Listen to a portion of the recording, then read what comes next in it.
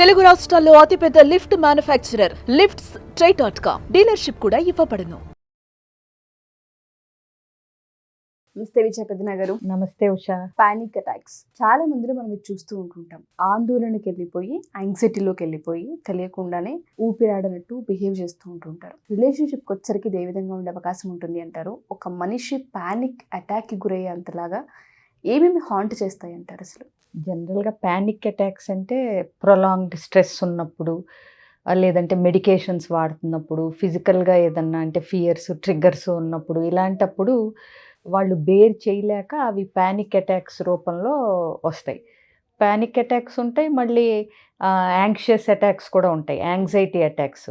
Panic అంటే ఇమీడియట్గా అంటే ఎక్కువ ఇంటెన్సిటీతో వచ్చి అలా ఉంటాయి. అన్ప్రెడిక్టబుల్గా కూడా రావచ్చు, అంటే ఎప్పుడు వస్తుందో ఎక్కువ మట్టుకు తెలియకపోవచ్చు.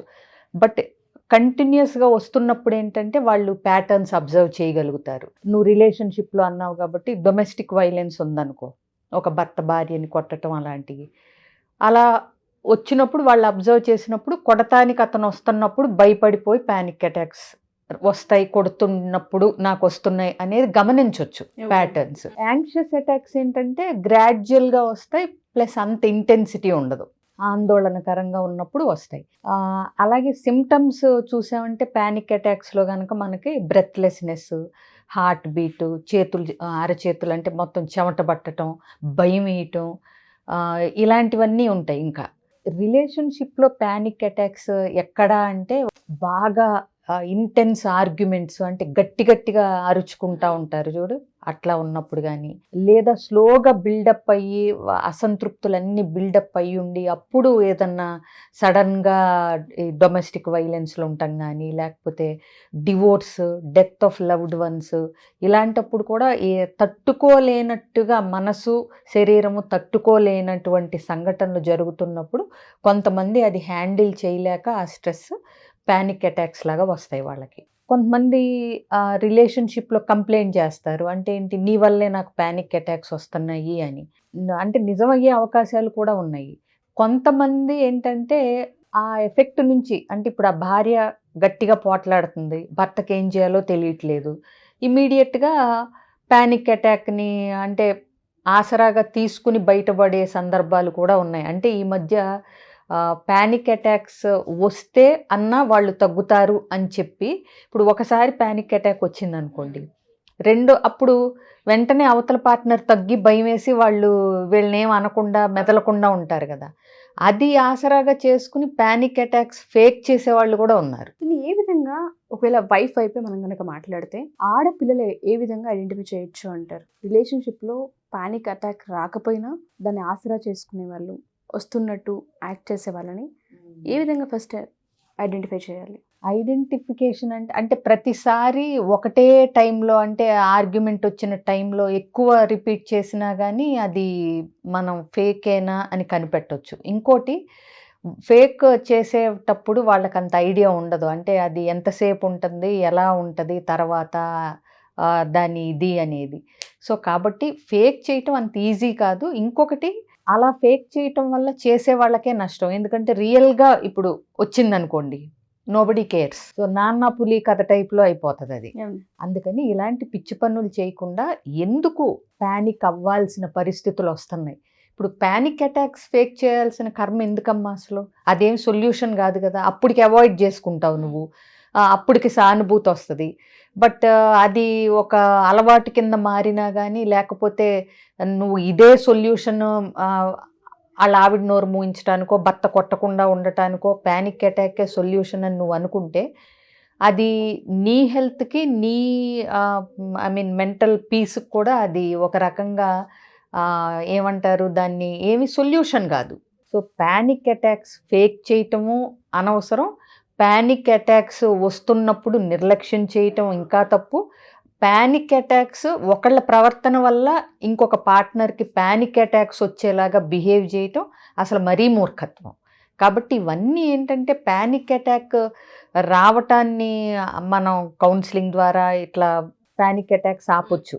ఎందుకంటే అదేమి నిజంగా ఫిజికల్ హార్మ్ డిసార్డర్ కాదు అసలు. అంటే వాళ్ళకి ఏమి సైకలాజికల్ Issues ఉన్నట్టు కూడా కాదు. కాదు, ఫిజికల్గా కూడా అది నాట్ రియల్. అంటే ఏంటి, వీళ్ళు ఎక్కువ ఊహించేసుకుంటారు. అంటే దెబ్బ పడకముందే అమ్మో దెబ్బలు తగిలితే, ఒకసారి దెబ్బలు తిన్నారు కాబట్టి ఆ భయంతో రెండోసారి వాళ్ళు కొట్టటానికి వచ్చినప్పుడే వీళ్ళకి ఆ భయంతో వచ్చేస్తుంది అనమాట ఆ అటాక్.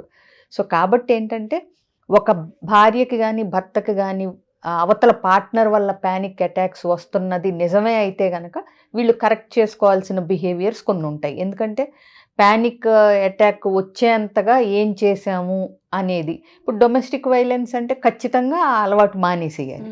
అలా కాకుండా ఫేక్ చేసే వాళ్ళు ఉన్నారనుకో, అవతల పార్ట్నర్ గిల్ట్లోకి వెళ్ళిపోతారు. ఇప్పుడు ప్యానిక్ అటాక్ రాకుండా ఫేక్ చేస్తున్నారు అనుకో, ప్రతిసారి నా వల్లే అని వాళ్ళు, నీ వల్లే అని వీళ్ళు వచ్చినాళ్ళు, అటాక్ వచ్చినాళ్ళు బ్లేమ్ చేయటం మొదలు పెడితే ఈ ప్యానిక్ అటాకులు కాస్త ఇటుపోయి అవతల పార్ట్నర్ గిల్ట్తో డిప్రెషన్లో వచ్చే అవకాశాలు ఉంటాయి.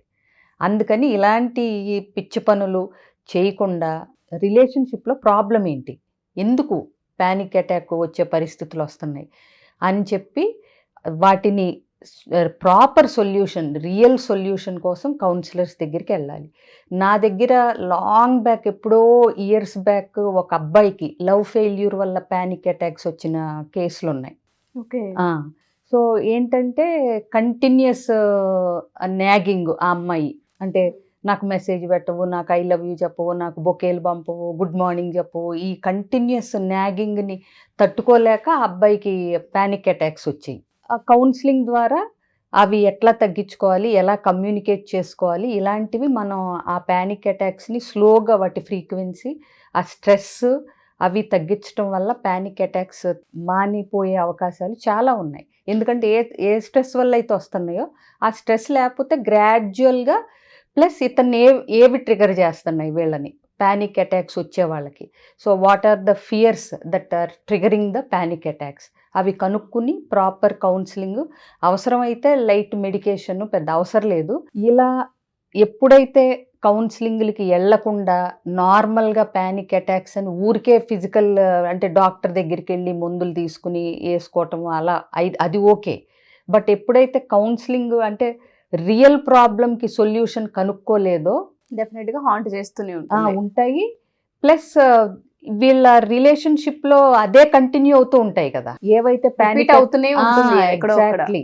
సో అందుకని చెప్పి ఏంటంటే బోత్ ఎవరి దగ్గరైనా సరే వాళ్ళు ఎవరితో ప్రాబ్లం, ఇప్పుడు స్టూడెంట్స్కి వస్తాయి అంటే సమ్ ఎడ్యుకేషన్ రిలేటెడ్ ప్రాబ్లమ్స్ ఉన్నట్టు, స్ట్రెస్, మేబీ పేరెంట్స్ ప్రెషరో, ర్యాంకులు రావాలని, అట్లా ఎవరికి వచ్చినా దాని రిలేటెడ్ ట్రిగర్ పాయింట్ ఏంటనేది తెలిసి మనం ఆ భయాలు పోగొట్టగలిగితే చాలా మట్టుకు ప్యానిక్ అటాక్స్ని కంట్రోల్ చేసుకోవచ్చు.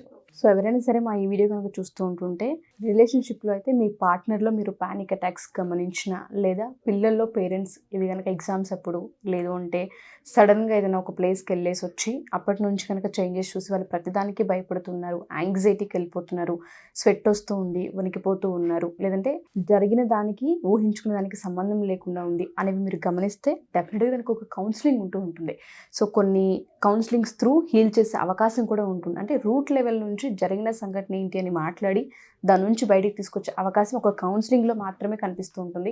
ఎవరైనా సరే మా ఈ వీడియో చూసిన తర్వాత ఇది పార్ట్నర్లో గమనించినా, పిల్లల్లో గమనించినా, లేదా పెద్దవాళ్ళలో మీరు ఏదన్నా సరే ఐడెంటిఫై చేసినా, లేదా మీ ఫ్రెండ్స్లో మీరు ఇది చూసినా డెఫినెట్గా మీరు కౌన్సిలింగ్కి తీసుకురావచ్చు.